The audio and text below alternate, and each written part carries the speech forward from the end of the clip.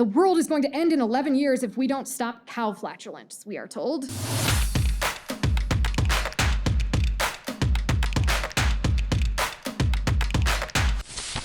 400 private jets descended on Scotland for an international climate change summit.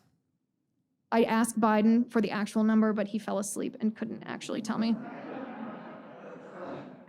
The goal of these climate change activists is net zero carbon emissions to save the world, they tell us. Did I mention that they all flew in private jets? 400 of them. I did the math just for the fun of it. They emitted enough CO2, an equal number of CO2 as 1,300 British people would for an entire year. But we're not the experts, so we can't question. And climate change, we're told, is science, and you can't be skeptical of science or you're a denier. So the only thing left to do, my friends, is accept the radical left's political solution to climate change that coincidentally is identical to the leftist agenda of fundamentally transforming the United States into a socialist Marxist state.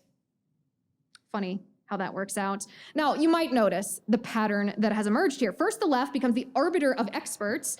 Then they limit debate, only allowing their designated experts to weigh in. This is the technocracy. Next, they redefine science, prohibiting what it is that makes science science, which is questions, doubt, and skepticism.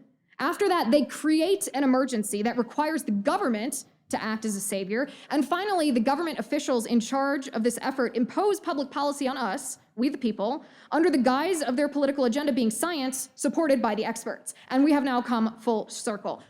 And when I say they create an emergency, I mean they invent one.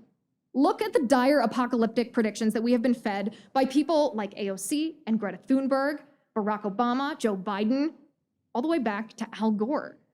The world is going to end in 11 years if we don't stop cow flatulence, we are told. Ban airplanes. Force everybody to build a green home and impose a wealth tax and abolish capitalism while we're at it, and allow the government to implement a socialist healthcare system. What is this based on, is my question. 50 years of fear-mongering predictions and projections from these so-called experts, and none of them have come true.